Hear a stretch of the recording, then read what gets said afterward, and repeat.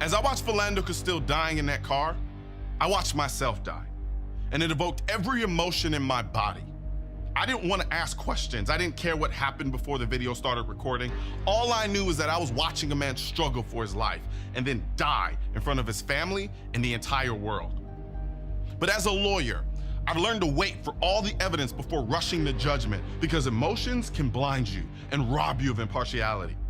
However, the shit I'm seeing in the mainstream media on Instagram, YouTube, and Twitter about how the NRA doesn't care about black gun owners because they haven't said anything about Philando is so disingenuous, it's sad. Philando Castile was a 32-year-old black man with a concealed carry license who was stopped for a broken taillight. I'm a 32-year-old black man with a concealed carry license, and I was stopped 2 weeks ago. The NRA doesn't need to make a statement about Philando because they gave him his own show. I've been fighting for gun rights under the NRA brand for years. Y'all just got here. Before I arrived, you said the NRA doesn't have a large black membership because they don't try to reach out to black people. But when the NRA makes me an NRA commentator, socially inept morons like Russell Simmons move the goalposts and say, oh, but we don't believe you. Philando Noir, you're just being used.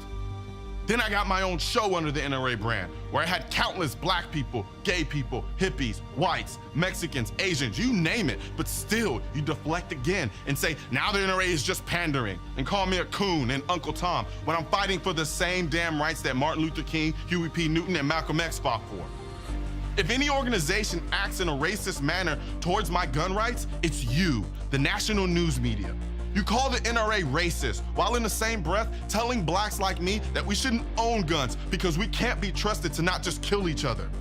Name one thing the NRA does to make it harder for black people to access their Second Amendment rights. Go ahead, name one. You can't, because unlike you, the NRA actually fights for my rights. Just like it fought for Shaneen Allen, Josephine Byrd, Otis McDonald, all of them. But no one knows who I'm talking about because you ignored those stories the same way you try to ignore me now. The Democratic Party invented gun control after slavery to keep guns out of the hands of black people, and they haven't stopped since. But you don't tell that story either. Then you have the ultimate troller, Don Lemon, attacking Mark Hughes, the young black man who exercised his right to open carry a rifle at the Dallas protest rally for the victimization of black people, asking why he would want those rights.